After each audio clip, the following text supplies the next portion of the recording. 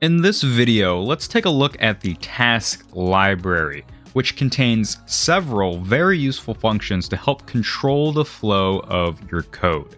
The main purpose of the Task Library is to execute code in separate coroutine threads. If you aren't sure what a coroutine is, I highly recommend for you to research that online in your own time, but I'll give you a very basic definition. You can think of a coroutine as a function that can be paused and resumed at a later point. They give us flow control over our code and can help us multitask. Coroutine threads are not the same as processor threads, and only one coroutine executes at a time, so it still executes in serial and not in parallel. If you're interested in learning about parallel execution, check out my video on parallel Luau, link will be in the description. The first function I want to take a look at in the Task Library is one you should be familiar with already, and that's the Task.wait function. And it states it yields the current thread until the next heartbeat in which the given duration in seconds has passed without throttling. So we pass it a number value, which defines how long we want the code to pause or yield for, and then it'll return a number back to us, which indicates actually how long it waited. So for example, maybe I want to wait 1 second, and then after that, I'll print a statement like end, and then at the top here, I'll print a statement like start. So let's go ahead and run this code, and you see we get start and then end, and the amount of time between those two print statements is about 1 second, give or take a little bit of extra time, and that's because the Task.wait function, it calculates time based on every single frame that passes by, and some frames might be a little bit longer or shorter than others, so it's not always going to be perfectly adding up to 1 second, but it's pretty darn close. So we know this function will pause or yield the current coroutine for this amount of time before executing anything else further. The next function we can go ahead and take a look at is the Task.spawn function, and it says calls/resumes a function or coroutine immediately through the engine scheduler. So we need to pass a function to it, and any code in this function will execute right away in a separate coroutine. So inside of here, I'll just print out something like bananas. And then if we ran this code, as you can see, we get start, then bananas, then end, and they all executed basically instantaneously. Now, because this is executing in a separate coroutine thread, that means if I were to yield inside of this function, the main thread of execution, when it hits this yield statement, is going to exit out of this coroutine, and it's going to go to the next coroutine that needs to be executed. For example, our script, and it'll go and hit this end statement and print it out, and then once this yield statement is up, the main thread of execution will come back and then print out bananas. So the order in which these different statements will be printed should be start, then end, and then it should print bananas. So if we go ahead and execute this, there we go. We get start, then end, and then bananas, and that's because our yield statement forced the main thread of execution to wait for 1 frame. Now, another function we have in the Task Library is called Task.defer. And it says calls/resumes a function or coroutine on the next resumption cycle. What the heck does that mean? Well, this basically means that whatever code is inside of here is going to be executed at the next resumption cycle, or aka a queue of deferred tasks in the current frame. Now, a resumption cycle can be many different things. For example, in the run service, if I pull that out, and we look at the different events like the heartbeat event, this would be considered its own resumption cycle. Same thing with the render stepped event, it has its own resumption cycle. The stepped event also has its own resumption cycle. So depending on when this code executes, it's going to be placed in a queue of tasks based on the current resumption cycle. That could be heartbeat, render stepped, whatever. It's just going to execute it at a slightly later point in the current frame. So I'll print bananas in here as well. And then let's go ahead and execute this code.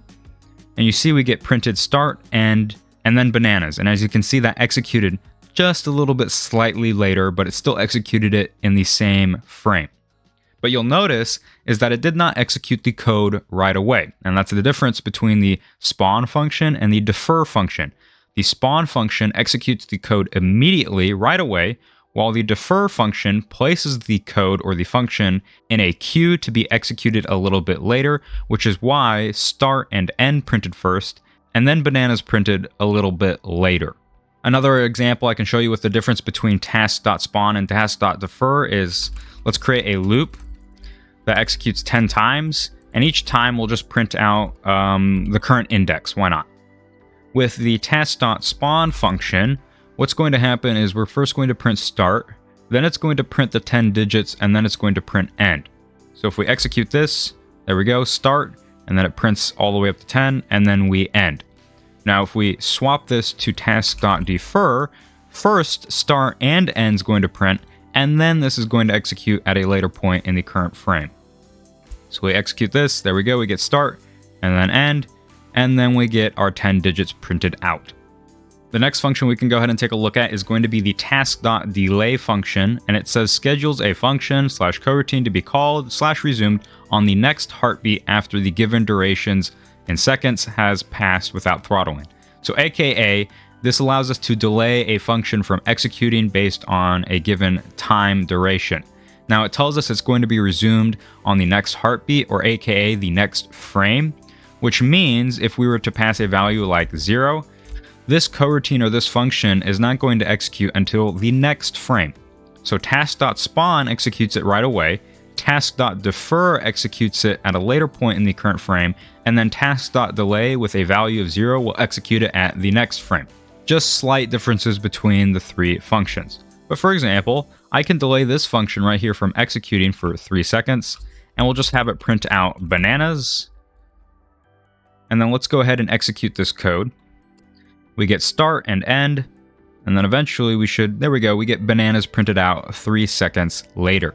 If I were to swap this value to 0, and then we were to execute the code, we get start and then end, and then just a little bit longer later, we get bananas printed out, and that executed on the next frame.